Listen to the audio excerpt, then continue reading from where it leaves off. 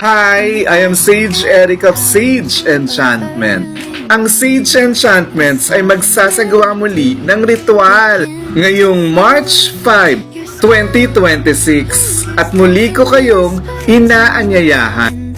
Ilista mo na ang iyong mga kahilingan sapagkat magsasagawa ng simple prayer ritual ang Sage Enchantments upang hilingin natin sa ating mga ancestors at mga divinities ang ating mga kagustuhan sa buhay. Tatawagin natin ang inyong mga ancestors sa simula ng pagkamatay ni Kristo hanggang sa kasalukuyan ngayon.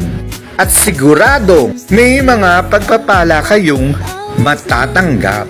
Ang ikalawang ritual ng Sage Enchantments ay ang Back to Sender Kung Blockbuster Ritual na kung saan ay ibabalik natin ang mga negative thoughts, evil wishes ng mga tao para sa iyo na gustong masira ang iyong kabuhayan, love life, at pagiging masaya sa buhay at ang tanging gusto lamang ay madapa ka at mawala sa iyo ang lahat.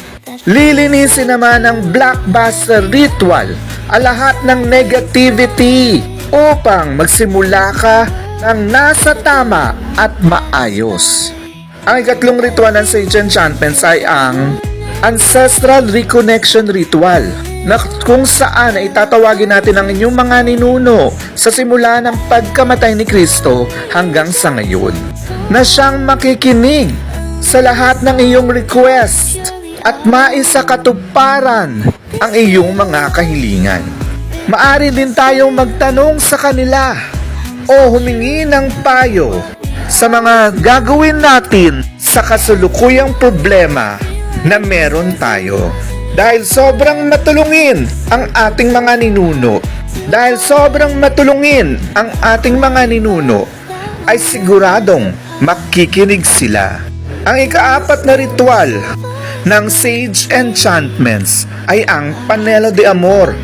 Ito ang signature love ritual ng Sage Enchantments na kung saan kung may problema ang inyong relasyon, ito ang magandang solusyon upang kayo'y magkabalikan, magmahalan muli at magkaisa. Tinatapos nito ang lahat ng hindi pagkakaunawaan sa inyong pamilya at sa iyong mga minamahal. Nagbibigay ito ng love essence ng pangmatagalan. If you are interested, please let me know. Sapagkat limited slots lang po tayo sa ngayon. Salamat!